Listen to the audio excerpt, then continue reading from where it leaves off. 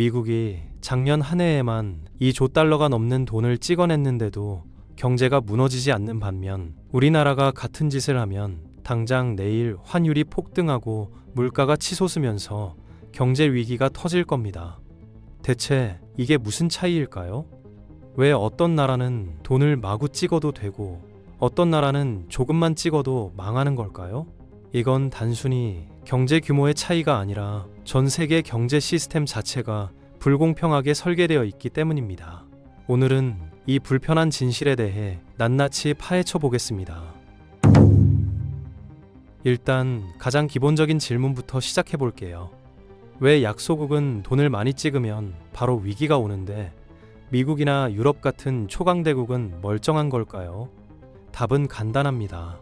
전 세계가 그들의 돈을 믿고 들고 있기 때문이죠. 약소국이 중앙은행에서 돈을 마구 찍어내면 어떤 일이 벌어질까요? 당장 물가가 오르기 시작하고 환율이 치솟으면서 외국 투자자들이 이 나라 위험하다며 자본을 빼가기 시작합니다. 그럼 정부는 자본 유출을 막기 위해 금리를 올릴 수밖에 없고, 금리가 오르면 기업들은 대출 이자를 감당 못해서 줄도산하게 되거든요. 결국 경제 전체가 무너지는 겁니다. 실제로 베네수엘라, 짐바브웨, 아르헨티나 같은 나라들이 이런 식으로 망했어요. 그런데 미국은 왜 다를까요? 핵심은 바로 달러라는 통화가 전 세계의 준비통화로 쓰이고 있다는 점입니다. 준비통화라는 게 뭐냐면 각국 중앙은행들이 외환 보유액으로 쌓아두는 돈을 말하는 거예요. 지금 이 순간에도 한국은행, 일본은행, 유럽중앙은행, 중국인민은행 할 것 없이 전 세계 중앙은행들이 달러를 보유하고 있습니다. 왜냐고요? 달러가 가장 안전한 자산이라고 믿기 때문이죠. 금융위기가 터지면 오히려 달러로 도망가는 게 전 세계 투자자들의 본능처럼 되어버렸거든요. 그래서 미국이 돈을 많이 찍어도 그래도 달러가 제일 낫다며 계속 달러를 사들이는 겁니다. 이게 바로 초강대국의 힘이에요. 이런 지위를 경제학에서는 엑소비턴트 프리빌리지, 즉 특권적 지위라고 부르는데요. 이게 정말 어마어마한 혜택을 가져다 줍니다. 가장 큰 혜택이 뭐냐면 돈을 빌리는 비용이 엄청나게 낮아진다는 거예요. 미국 정부가 국채를 발행하면 전 세계 투자자들이 줄을 서서 사려고 덤비거든요. 수요가 많으니까 금리를 낮게 책정해도 다 팔리는 겁니다. 연구 결과에 따르면 이 특권 덕분에 미국은 장기 금리가 50에서 60 베이시스 포인트, 그러니까 0.5에서 0.6% 정도 낮게 유지된다고 해요. 이게 별거 아닌 것처럼 보이지만 미국 정부의 엄청난 부채 규모를 생각하면 연간 900억 달러, 우리 돈으로 120조 원 정도를 이자로 아끼는 셈이 됩니다. 그런데 더 무서운 건 따로 있어요. 바로 시뇨리지라는 개념인데 화폐 주조 차익이라고도 부르는데 이게 핵심 개념입니다. 시뇨리지가 뭐냐면 정부가 화폐를 찍어내서 얻는 순이익을 말하는 거예요. 예를 들어 볼게요. 100달러짜리 지폐를 만드는 데 드는 실제 비용은 종이값, 인쇄비 합쳐서 몇 센트밖에 안 됩니다. 근데 이걸 시장에 풀면 100달러의 가치를 지닌 돈이 되는 거죠. 그 차액이 바로 정부가 공짜로 얻는 이익이에요. 미국은 전 세계가 달러를 들고 있으니까 국내 국민들뿐만 아니라 해외에 있는 모든 달러 보유자들에게서 이런 이익을 뽑아내는 겁니다. 연간 규모가 수십억 달러에 달한다고 하니 말 그대로 돈으로 돈을 버는 셈이죠. 여기서 더 교묘한 게 있는데요. 바로 인플레이션 텍스라는 겁니다. 이게 뭐냐면 정부가 돈을 찍어내면 시중에 도는 돈의 양이 늘어나잖아요. 그럼 기존에 돈을 들고 있던 사람들의 돈 가치가 희석되는 거예요. 물건의 양은 그대로인데 돈만 많아지니까 물가가 오르는 거죠. 이게 바로 인플레이션입니다.